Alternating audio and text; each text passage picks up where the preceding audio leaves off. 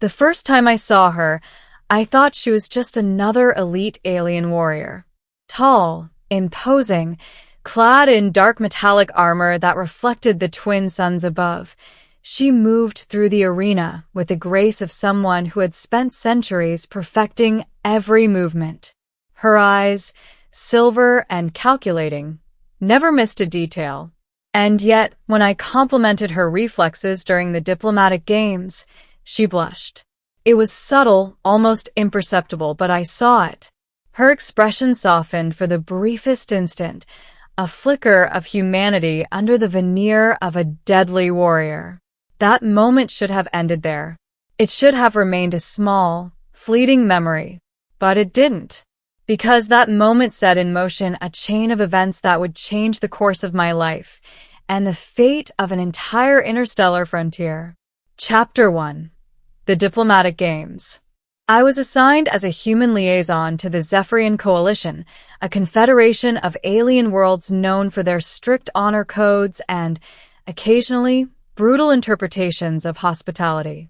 My job was mundane most days: observe negotiations, record outcomes, and ensure no human diplomat accidentally insulted centuries of tradition. But today was different. The annual diplomatic games had begun, a ritual of skill, strategy, and personal combat designed to test the reflexes and intelligence of ambassadors and warriors alike. I was here to record, not participate. My role was to be invisible, a fly on the wall in the grand arena of Zephyrian society. The arena itself was breathtaking. Towering crystalline spires encircled a vast open field. Spectators from dozens of worlds crowded the floating platforms above. Holographic projections broadcast the event across the coalition. The air thrummed with energy, the scent of ionized metal mixing with exotic flora imported for ceremonial purposes. And then she appeared. Her name, as I later learned, was Vayara, the finest warrior in the coalition, undefeated for decades. Every movement precise, every strike calculated, every glance filled with authority. Her armor shimmered in deep obsidian tones with streaks of cobalt, and the ceremonial spear she carried seemed to pulse with kinetic energy, resonating with her every heartbeat. I was in awe. The games began. Competitors from various species displayed acrobatics and combat skill. But Vayara was different. She moved as if the arena itself obeyed her. I leaned toward the translator unit. Her reflexes, they're unmatched, I whispered. The translator flickered and processed my voice, rendering it audible to her alone due to an accidental activation I had not noticed. Her eyes locked on me. A tilt of her head. A faint, almost imperceptible blush tinted her armored cheek plates. I froze. I had not meant for her to hear, but the moment passed, leaving a tension in the air that I could feel in my bones. Chapter 2. The Unexpected Capture. Hours later, the games concluded, and Vayara was officially declared the victor of the tournament. Spectators cheered. Diplomatic protocols were followed. And then she turned to me. "You," she said, her voice calm but commanding. "Human liaison. Step forward." I blinked. Yes. The arena fell silent. All eyes turned to me. The translator confirmed my fear. This was no ceremonial gesture. This was a declaration. "In recognition of your observation and your compliment," she said, "you are now my prize." Prize. The word echoed in my head. In human culture, it was archaic, almost comical. In Zephyrian culture, it was binding. You could not refuse without challenging honor itself. And to refuse a warrior like Vayara would have meant certain death. Or worse. Before I could speak, she gestured toward the transport ships waiting at the arena's edge. I was gently but firmly guided aboard her vessel. The crowd erupted in a mix of awe and confusion, but none interfered. I spent the first hours in silence, trying to comprehend my new reality. A human, used to diplomacy, observation, and paperwork, had just been declared the property of an alien warrior. And yet, Veyara's presence was calm, non-threatening. Her blush had not disappeared, and though I was her captive, I could feel a strange curiosity. Chapter 3. The Journey Through the Stars. Her ship, a sleek war cruiser, traversed hyperspace with quiet efficiency. I was given quarters, food, and basic comforts, though always under watch.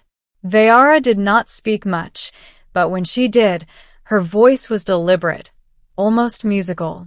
"You complimented me," she said one evening, sitting across from me in the observation chamber. The stars outside stretched into brilliant streaks. I didn't mean anything by it," I said cautiously. "It just seemed honest." She studied me. Honesty is rare among humans. Most are polite, submissive, or calculating. I'm not most humans? A faint smile, almost imperceptible. Perhaps not. That is why you caught my attention. We spoke that night for hours. She revealed fragments of her life. Battles fought, victories won, worlds conquered. She spoke of honor codes, the weight of command, and the loneliness of being unmatched. And slowly, I realized she was not just a warrior. She was a being shaped by centuries of expectation, yet capable of unexpected emotion. Chapter 4. The Test of Trust. Days passed. The ship glided silently through hyperspace. I was allowed to accompany her to training sessions, not as a participant, but as a witness. The compliment I had given her earlier seemed to have unlocked something.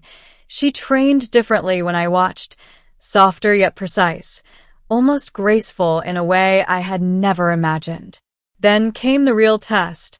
A distress signal reached her fleet. A rogue faction of space pirates had attacked a human convoy near the outer rim. Veyara was required to respond immediately. I offered to help, though she hesitated. "You will stay behind," she insisted. "No," I said firmly. "I want to help. If anyone is in danger." Her eyes searched mine, trying to measure my resolve. Finally, she nodded. "Very well, but heed my instructions." The battle was chaotic. Ships collided, energy beams crossed, and debris filled the void. I assisted by coordinating human escape pods and relaying strategic information. Veyara fought at the front, spear striking with deadly precision. And then she was injured. A glancing blow across her shoulder armor sent her crashing toward the hull. Reflexively, I dove after her. She caught my gaze, and for a split second, I saw vulnerability. A warrior, unmatched and unbroken, reliant on a human to survive. I stabilized her. She whispered, "You saved me." And I realized in that moment we were no longer captor and captive. We were allies. Chapter 5. Arrival at her world. When the battle ended, the fleet returned to Veyara's home planet, a fortress world named Chrysalis. Towering spires of black crystal rose above icy plains. Her palace, carved from the living rock of the mountains, was both terrifying and magnificent. I was brought before her council. Zephyrian nobles and commanders examined me with suspicion, but Veyara's presence silenced them. "She is my choice," she said firmly. "He is under my protection." For the first time, I felt the weight of alien society pressing against me. But I also felt pride. Not human pride, not arrogance, but belonging. Later, Veyara escorted me through the palace halls. We spoke less now, but our understanding deepened with every shared glance, every silence, filled with mutual trust. One evening, we stood atop the highest terrace, looking over the glittering city. "You changed the battle outcome," she said softly. "And you risked yourself for me." I shrugged. "I didn't want you to die." Her eyes softened. I appreciate that, Elias. More than you know. The blush returned. Faint, subtle, but undeniable. Chapter 6. The Challenge of Honor. The council was not entirely pleased. A human could not, by custom, hold influence in Zephyrian hierarchy. Vayara faced challenges from every corner. Commanders, noble warriors, and advisors questioned her decision. I am bound by honor, she said, addressing the council. He is under my protection. I choose him.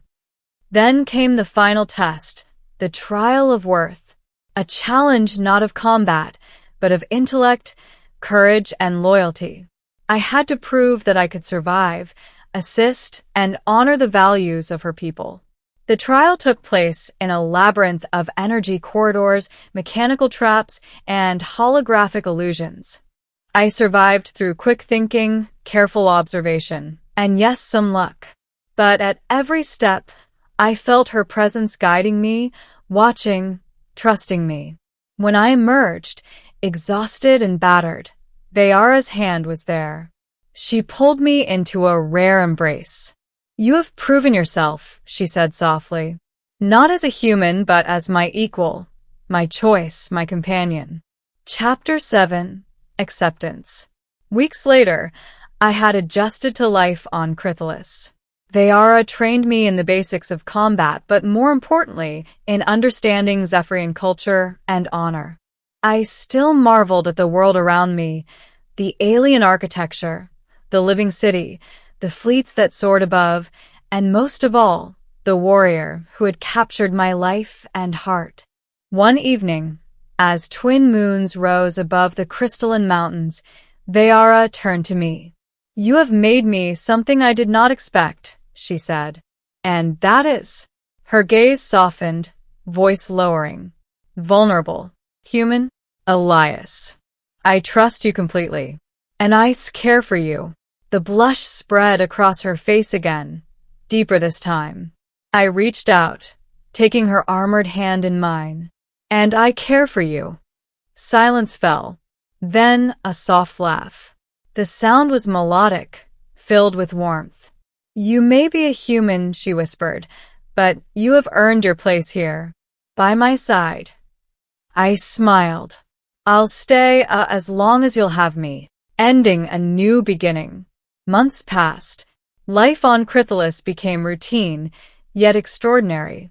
Vayara and I trained together, strategized together, and explored the planet's mysteries. I learned her people's language, their codes, and their history. She learned my world, my ways, and my humor. The council eventually accepted me, not as a human outsider, but as someone bound to the warrior who had claimed me as her prize. I wasn't just a captive anymore. I was a partner. One morning, as the sun rose over the icy spires, Vayara stood beside me.